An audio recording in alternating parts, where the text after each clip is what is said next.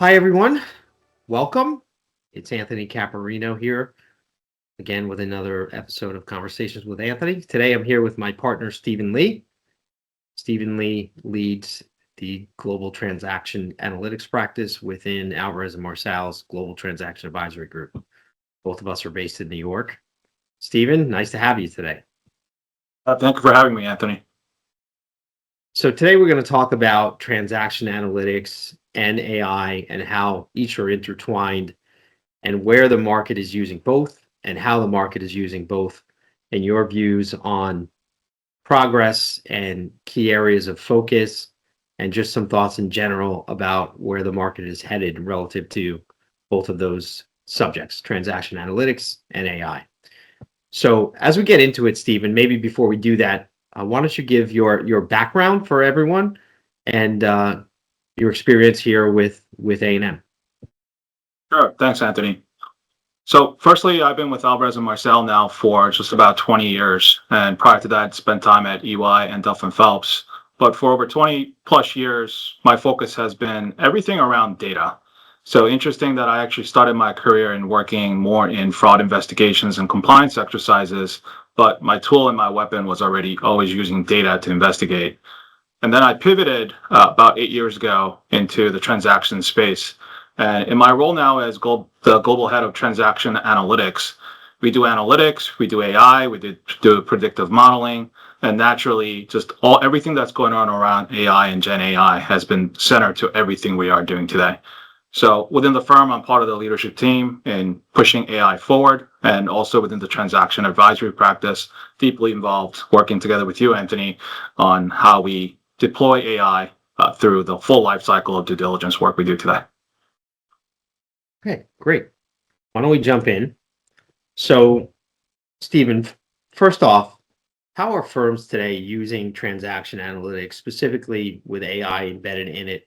Is it more for efficiencies, or do you see it in your experience as a competitive advantage within the strategy of a deal and how PE funds target a transaction and their investment thesis? I like this question, Anthony, because I think we have certainly shifted mindsets within the past, let's call it 12 to 24 months. Initially, the focus has very much been around cost efficiency. Everybody thought of AI as a way of really just increasing speed, as increasing the efficiency of all the work that we do. But certainly, AI is providing a lot more advantages than just speed. I like to talk about not just efficiency, but really around the competitive advantage about the ability to process information. At the end of the day, due diligence and executing deals is all about being able to get as most educated about your target as possible. So AI allows us to go broader and deeper in performing due diligence so that we're able to synthesize more information in less time that gives us more insights to do better deals. Yeah, I would agree. I think as we work with our clients, as you know, there's probably not a deal that goes by where there's some level of transaction analytics involved, even if it's very small. But I've certainly, as you have said, seen that evolve over. It's nice to do it to now it's a requirement where we have to really get into the analytical side of things. And certainly as of the last 2 or 3 years, utilizing available AI tools to help us process that information and come up with those analytics insights that help us in our role serving as trusted advisors. Absolutely. As you look at the deal life cycle, where did that really first gain traction? Was it solely pre-acquisition due diligence? Was it perhaps more on the sourcing side? Have you seen it morph into more on the back end where post-transaction people are using analytics? I know we experience all phases of that, but uh, in your mind, where did it kind of first start relative to what you've seen with our client base? Maybe if I answer first the second part of that question, today analytics and AI is being used across the whole lot, including sourcing, diligence, and performance improvement. But from what I've seen, I think both analytics and AI really started in the sourcing space. And the reason for that is because in sourcing new targets, the available information that you're trying to synthesize is indefinite, meaning that there isn't a finite list of files or documents or data coming from a company that you're trying to analyze. But this is a scenario in which you're trying to go out there and trying to identify companies that maybe you've never heard of, many of which are private companies. Therefore, they don't have a lot of information in the public domain. So trying to gather information, identify and gather information about those companies requires the parsing of large volumes of information and very quickly. So for that reason, from what I've seen, really analytics and I believe, started in the sourcing space. Yeah, I would agree. I think a lot of the findings that evolve in that sourcing process that clients, for the most part, handle by themselves before they pull us in. Sometimes they pull us in at that process, but those findings translate into then our roles Right. on the due diligence front and utilizing some of those. And I know you look at the investment thesis, how you can support that via the transaction analytics, and then ultimately deploying those AI tools with the goal of delivering the insights from the analytics. So I would agree with you. I think we've seen it morph over time. I think with many of our Yeah. clients, we're in there early on, so we get to experience a lot of what they're thinking about, which certainly helps us on the back end. On that note, when you look at identification, and I'll even ask and maybe take the question a bit more broad. So there's the identification side, which you've explained a bit, and then there's all the other insights that come after that. But do you feel like it's being the the the sourcing process and then the findings? Do you feel like it's morphed into more of a data driven type of identification, or is that there's still that largely human analytical input that is involved? And I'm not saying there isn't any human input, because there always is, but in the scale of 1 to 10, where have you seen it shift, and where do you think it is now? The scale of 1 to 10, I would say that we're probably at around a 6 or a 7, that it's data driven. And let me just qualify that by saying that I think the entire process is data driven, right? And that's what I've spent my entire career doing, is using data to answer complex problems, to answer complex questions and solve complex problems. Having said that, data itself is not going to answer any questions definitively. So in deal making, I think there will always be a human element to it. So if you're talking about sourcing, for example, you may go and identify all the relevant companies that may be great targets for you. You may be able to collect and gather attributes about those companies that were not readily available. That best informs you to make the decision. But at the end of the day, when you're trying to find the right company to partner with and invest in from our clients' perspective, it is all about the relationship. It is all about the right fit. So you really need to sit down together and have dinner together to understand where the management team is coming from. What is the culture of fit? What's the quality of the management team? Do you have alignment for growth? How do you want to increase, and how do you want to partner to take it forward? So I think that human element of deal making will never go away. And also from an analytics perspective as well. So my business is really to use data to find hard facts to support investments and to help clients make the right decision on a go or no go decision.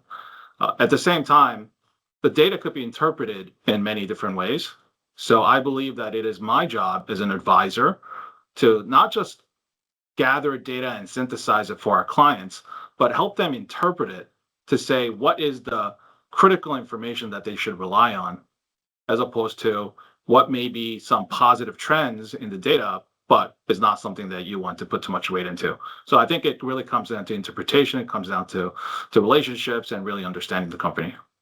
Yeah, I would agree, and I think it's become ever more important. A lot of what we deliver, it's not so much about the data. Obviously, that's important. You need to have Yep. that, but it's how you and I communicate findings of that data, determine what's priority versus what isn't, and most importantly, I think our industry view, given what we've seen over the years, into how, as you said, interpret that. And I think that's important to lay that groundwork, because when you get into the next question and the next topic we're going to discuss, having that perspective you just provided on the beginning phases of a process, now you take it into the financial due diligence stage. In your minds, maybe talk about some of the most practical use cases you've seen for AI embedded analytics that one, we're being asked to do, and two, um, what's the most practical that we offer? Sure. I'm going to go back to the 2 points that we started with, which is that AI provides both efficiency gain, but also improves the quality of the work that we do. So if you think about some of the due diligence that we do in an auction setting, we all get access to the same information in the same VDR, and we have pretty much the same number of weeks to perform the due diligence and the best diligence that we can. So then it comes down to, for you to have that competitive advantage, it's who could process all that data and information in as short amount of a time as possible and extract the most relevant information from it. So I think we'll all admit that from the thousands of documents that are in a VDR, nobody's going to read every single word of it, and nobody's going to remember every word that we read. But AI is going to synthesize all of that for us. Analytics is going to bring to light the most critical parts, the critical KPIs and trends that we need to rely on to make the investment decision. So really the most practical use case, I think, is that synthesis of large volumes of information and floating to the top what may be red flags or what may be the value proposition for you to make the investment decision on.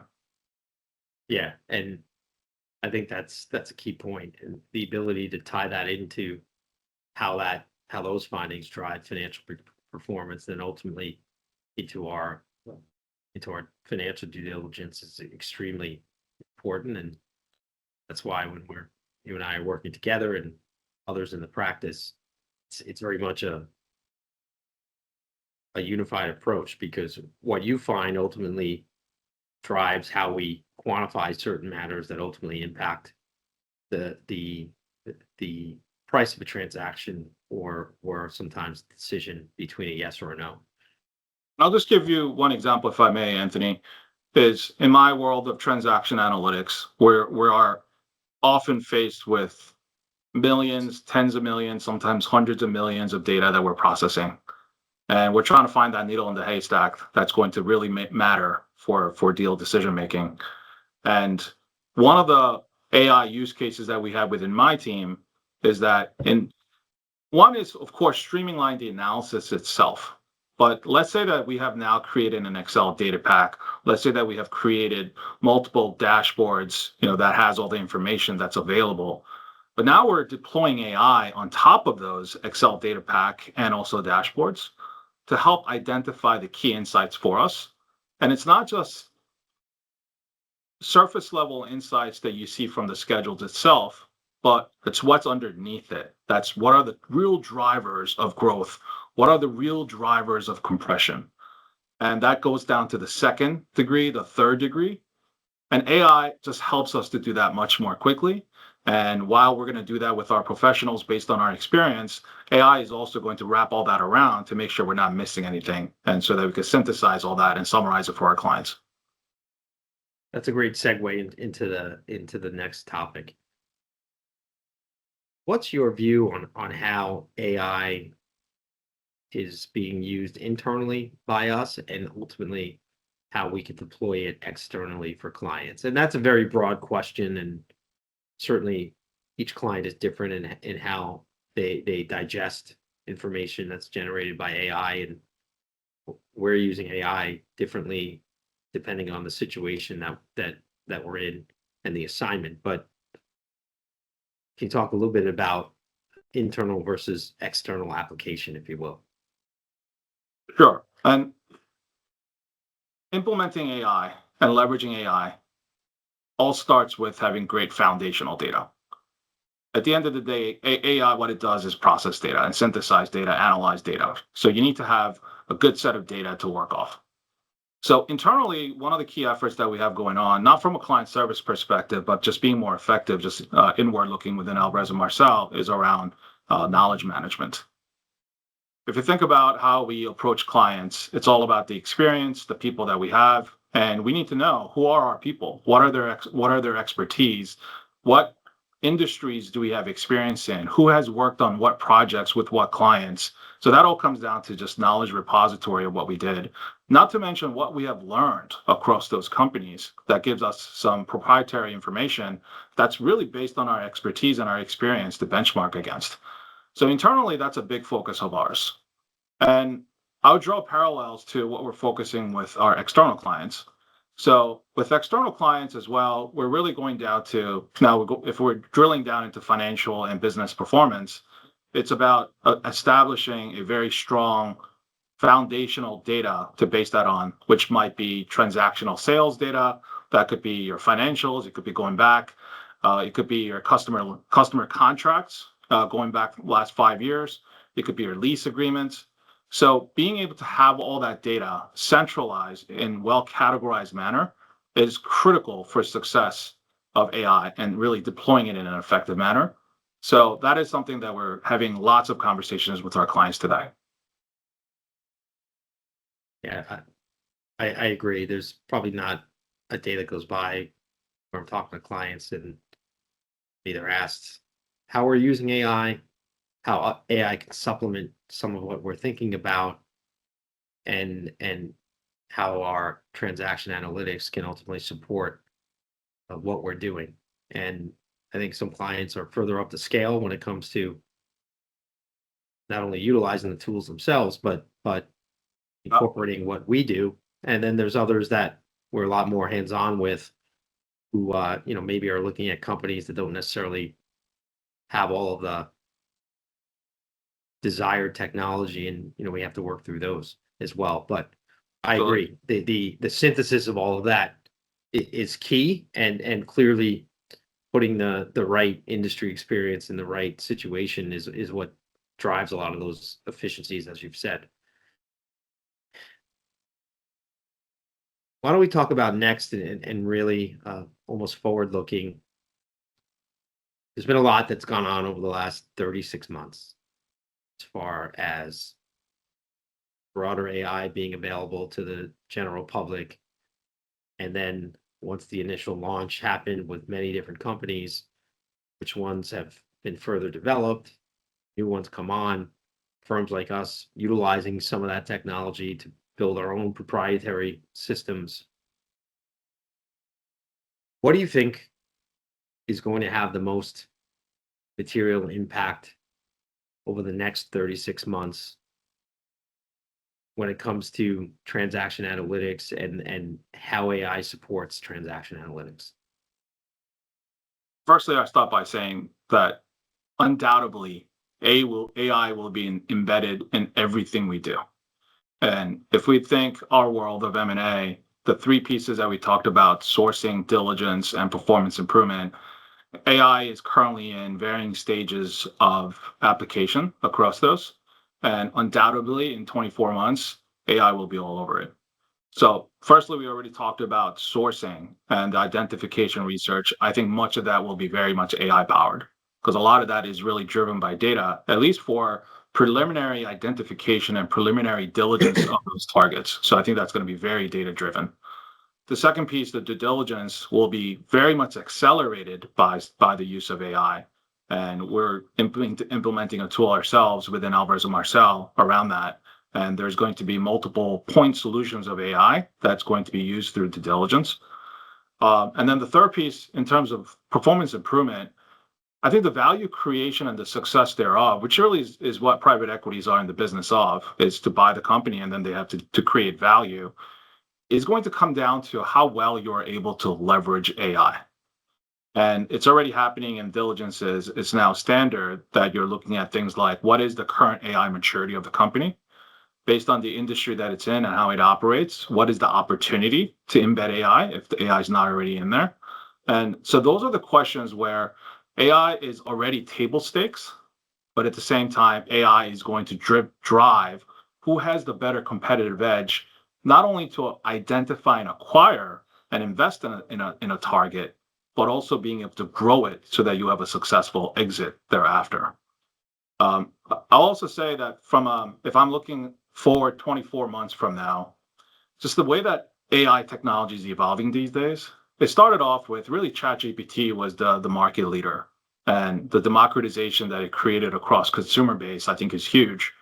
But it's increasingly becoming more specialized. And last 2 months, you can't go a day without reading something about Claude. With Claude, as it launched Opus 4.6, focused on Excel modeling and PowerPoint, I've been playing with it, and it is truly impressive. And I do think, though, Claude is making a bigger statement in business world than it is in probably everyday consumers.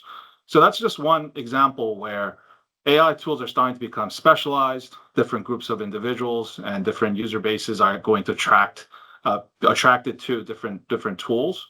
So I think we're going to increasingly see that, and I would not be surprised if 24 months from now we might have an LLM that is specific to M&A or financial due diligence, and the tools that we use are going to be very specific to our market. The final point I'll make here is that all of this, we talk about as technology and tools, but all of this is really about business transformation than it is about technology transformation. Yes, AI is the tool that empowers it, but at the same time, I truly believe what we're in the stage of reinventing right now is not how do we embed technology and AI into our current workflow. It's about how do we need to change our current workflow that is all centered around AI so that we're better at what we do. So I think the business transformation is going to be the key element of success in the coming 24 to 36 months. Yeah, I think you said it well, and that business transformation involves a shifting mindset. It's people driven, Yep. and how people are using the technology available to them, and ultimately what can be absorbed by our people, and then communicated and distributed out.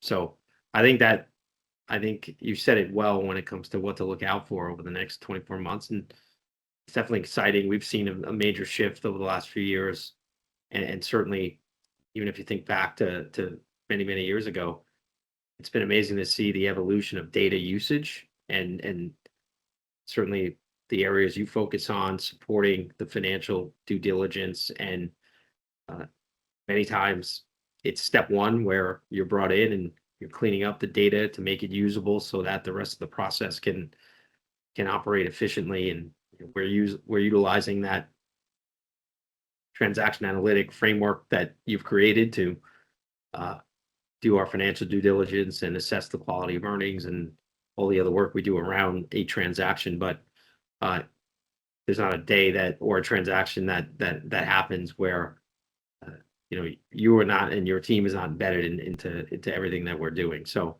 I agree. It's been interesting to observe that over the last 8-9 years, since you've been a part of our practice, and the changes that I think we see on the horizon. Really exciting. So Stephen, thank you for that. I think you certainly are sitting in a unique position, kind of in the intersection of technology and accounting due diligence. And I think those insights are quite important, and they're interesting to observe. And I hope all of you out there who are watching this take away something that you can learn from.